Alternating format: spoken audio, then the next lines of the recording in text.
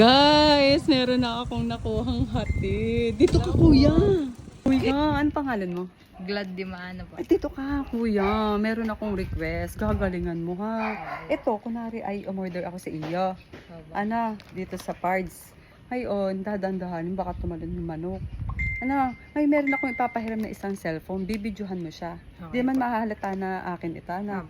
Ayan. Hello nga pala kay Kuya Ryder. Ang pangalan mo nga ulit? Po. Glad di maano po. Ayan, minaarkila ako. Kuya, sabi niyo, Kuya, ito na po yung order na manok ni Ma'am Charisma. Opo. Sa hatid po. Sabi mo, bayad na po yan. Ha? Mabaho bang hininga ko? Ba't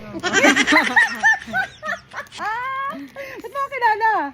Ay, nakapollow po ako sa inyo. Ay, naku bongga. Tama-tama. Nakapalo ka pala. So, Letter C mama. letter C. 1, 2, 3. Patatong pinto. Ha? Opo. Ay, galingan mo. Sir, ito po yung ano, magandang hapon po. Ito po yung order ni Ma'am Charisma po sa hatid.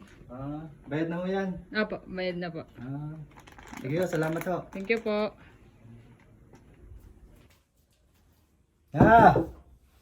Ano kumain? Gutom na ako.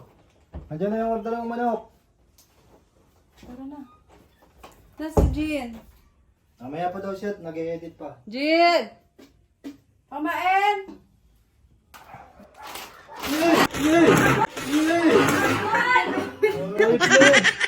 Saan galing yan? Saan yung order yan? Buhay eh! Ayip na yan ah. Lahat na eh. Hindi tayo, sipulin pa naman eh oh.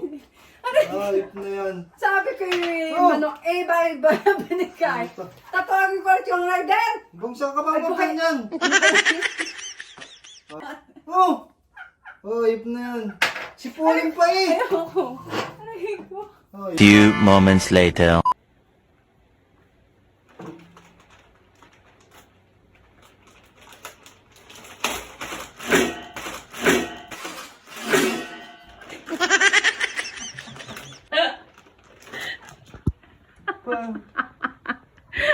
Kakainin mo yan. Kakainin mo yan. Ikaw na magluluto niyan. Kaya pagka umorder sa Pards, buhay na manok, at ikaw magluluto. Na, sinang language ko, sabi ko umorder ako ng hilaw na manok, ikaw na magluluto, anak. O, yan. Uso ngayon yan, anak.